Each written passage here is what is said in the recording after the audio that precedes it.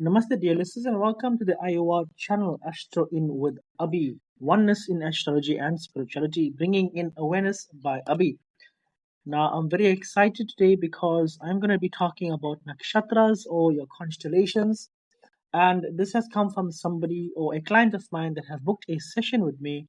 And majority of the actual, then about 50% of the session was involved in his nakshatra, where I've discussed the qualities that he possesses and where it actually comes from. And this was something very new to him, and he was quite amazed because of a nakshatra report that was given to him, which was something totally different from the normal sun or lagna charts, because he has been given reports before, but none of them explained the nakshatra that he belonged to and how one can see, how an astrology can see, a Vedic astrology can see the characteristics of a person from the actual nakshatra, which is much more in depth. So I'm talking about nakshatras today and why it's so important and where it comes from. And I'm going to try my best to go in a bit detail, but try and make it comprehensible for you. Um, so firstly, nakshatras. Nakshatras, they come from Vedic astrology. There's 27 of them. And as per Vedic astrology, not Westernology, Vedic astrology, nakshatra is a term that I use for the lunar mansion. So, because the planet Moon places itself in a nakshatra for about 1 day, so the Moon places itself in a nakshatra for 1 day. Therefore, each lunar mansion is about 13 to 20 degrees in length. Moreover, they are further divided into four quarters. Don't really focus too much on the names of this, but it's called a pada, and each pada is about 3 to 20 degrees long. So, according to Vedic astrology, according to my awareness Bobby, the lunar constellations or nakshatras, they form an association with the natal symbols of the moon. Now, because of that, the moon takes 28 days to move in one or move through to each zodiac sign, and it stays there for 2 to 3 days. Also, moon is also known as the ruler of the nakshatras. Therefore, it looks after the planetary positions. So, the being responsible for predicting the life of each individual in a variable manner. Right. So, in astrology, the nakshatras play a very significant role. Now, Naksha meaning map, Tara is a star, so a star map. Right, so that's what it basically means. Now, according to Rig Veda, you shall find the entire list of the 27 constellations in the Yaju Veda and also the Atava Veda. Now, I think I'm sure about that. Yeah, I'm sure about it. So, how can you determine your nakshatra? Now, let's just say if you are a person who knows nothing about astrology, you will find it very difficult to, obviously this session will be a bit more mind-boggling for you, but let's just say you have a ground or a base understanding of astrology, then this will make a lot of sense to you in some sort of a way. For knowing what nakshatra you belong to, you need your accurate birth dates. You can't be inaccurate in especially your time. The exact date of birth with the year, the place of birth, and the exact time when you born shall provide the details. You provide it to an astrologer, a Vedic astrologer, and he or she will effortlessly check the position of the moon on the given birth details and let you know the constellation you belong to. So during your birth, where your moon would have been will be your respective nakshatra. Moreover, the role of your horoscope would be, well, that will also be vital. It provides additional details about you regarding the position of the sun and the moon during your birth hours. So, looking at that prospect is vital because it provides a detailed insight into your well being, the characteristics, etc., etc., etc. So, basically, to determine your nakshatra, fundamentally, I would need your date of birth, your year of your basically your date of birth, your place of birth, and your time of birth at exactly at that time that you were born. The 27 nakshatras in Vedic astrology, one can divide nakshatras into various categories. Now, depending on their attributes, the planet that rules them, and much, much, much, much more. So, the 27 stars in astrology, I'm not going to go name each one of them, but um, they eat a tale around behind nakshatras. According to Hindu mythology, there was a king Dakshan who had 27 daughters. Now, the moon married all 27 daughters, or the nakshatras. However, the moon had a very strong drift towards one of his queens more than the others, which was obviously Rohini.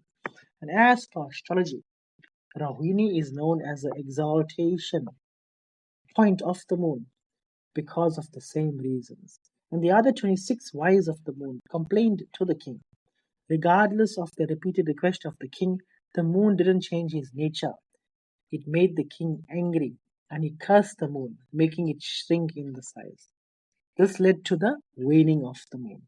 Now, seeing the consequences, the other deities requested that the king take his curse back and promised him that the moon would visit each of his daughters equally to spend time with them. Now, because the king cannot draw his curse off completely, he mentioned a remedy to the moon. He mentioned that in half a month he would be able to restore his strength. This is the reason why we have Purnima and Amavasya, and the moon stays in each nakshatra for an equal amount of time, completing his zodiac orbit in the month. Right, so Amavasya and Purnima is basically a happening, a consequence from the moon, nakshatras. Right. Now, what is a pada? Now, pada I've explained early on. It's the degree pada. The four parts. The stars are divided into four parts known as padas. So as we know, there are 27 constellations. Now, these stars divide into four parts known as padas. Now, these padas have traits of the zodiac signs, beginning with the first zodiac, Aries.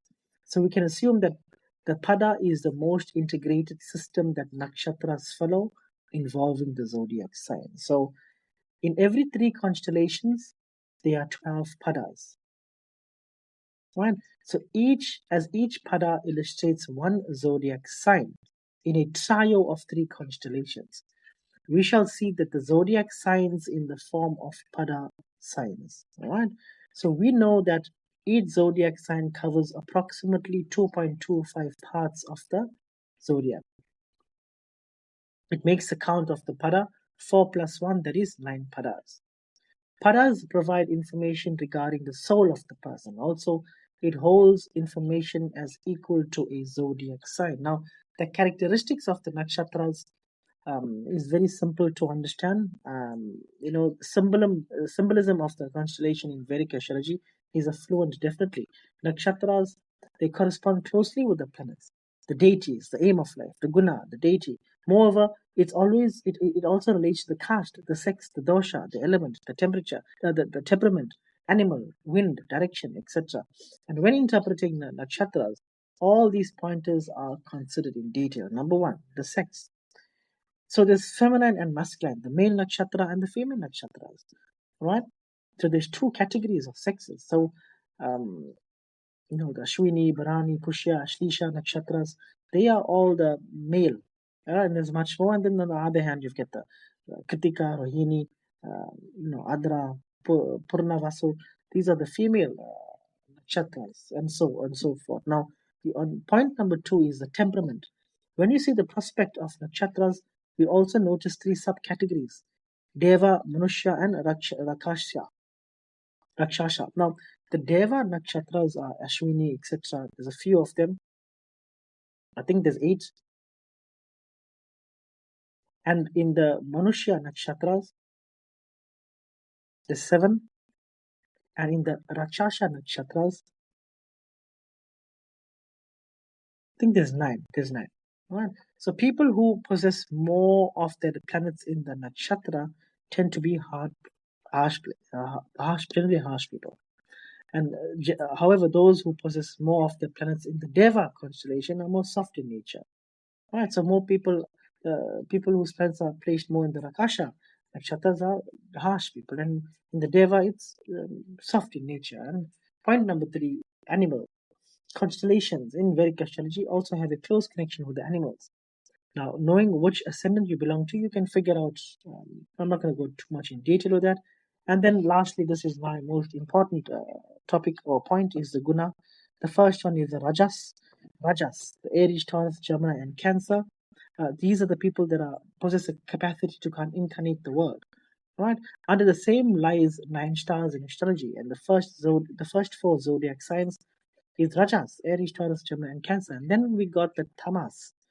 It represents the soul that enters the world and involves itself in well, material. Basically, we can say that tamas is all about materialism, and it involves the 9 lunar mansions, right? As well. So you've got um, Leo, Virgo, Libra, Scorpio, and Tamas. Now, the last of it is Sattva. It is the guna of liberation and defines the concept of going much beyond materialism and its rules. This is the last set, and also 9 nakshatras. The zodiac signs are Sagittarius, Capricorn, Aquarius, and Pisces, composing of this guna. Now, the importance of nakshatras in astrology. We must understand that in Vedic astrology, the analysis of nakshatra is very important. It is generally responsible to figure out how an individual thinks, understands, and perceives life.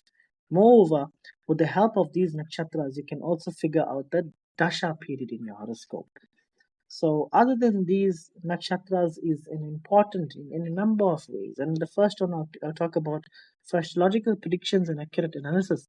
An astrologer can take the help of a nakshatra reading because nakshatras involves the use of zodiac signs and possess a ruling deity. Plus, it also helps to understand a number of traits and characteristics of an individual. These stars, the nakshatras in astrology, have their own power and energy.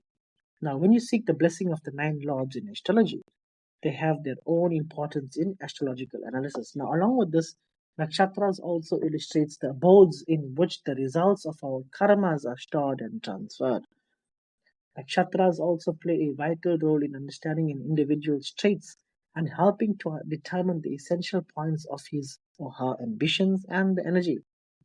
During Kundli matching, right? So, during the Kundli matching, as an astrologer, I can consider the nakshatras as an extremely important thing. It helps me understand the compatibility that the couple will have in a marriage. So it can help me by helping you know the type of married life and um, the development areas that that will be present, and also the difficulties that you will have in the future. So, for me personally, as an astrologer, nakshatras have immense importance, and in Vedic astrology, it can help you to understand the traits and personality of the person. And also, you can calculate the major phases or the dashas that they'll have. Right. So, what frequent asked questions: what is nakshatra lord? Um, According to Vedic astrology, each star covers 13 degrees and 20 minutes of the zodiac. Right now, the way each star constellation represents a zodiac sign, it possesses a ruling planet, which we call the nakshatra lord. Right. So the way each star constellation represents a zodiac sign, it possesses a ruling planet. Right. Now, the other question that I get often is, which is the best um, nakshatra in Vedic astrology? Now, that is something that I cannot tell you. Each one has their own pros and development areas. And which nakshatra represents wealth in the natal chart? I always talk about Jupiter representing wealth. Therefore, Purnavasu, Vishaka, and Purvabhadra are the wealth representing nakshatras in Vedic astrology. And the ones that's auspicious for traveling: Ashwini, Hasta, Pushya, Anuradha, Purnavasu, Ravati, very, very good. Even Ganishta, provide promising results to the native who auspicious for traveling. Even Maghisha, Anuradha, very, very good for traveling. These nakshatras very promising. You know, what to do to get rid of malefic effects of nakshatras. Now, if you possess the negative impacts of the nakshatra, you can perform the nakshatra shanti puja at the time of the birth of the person.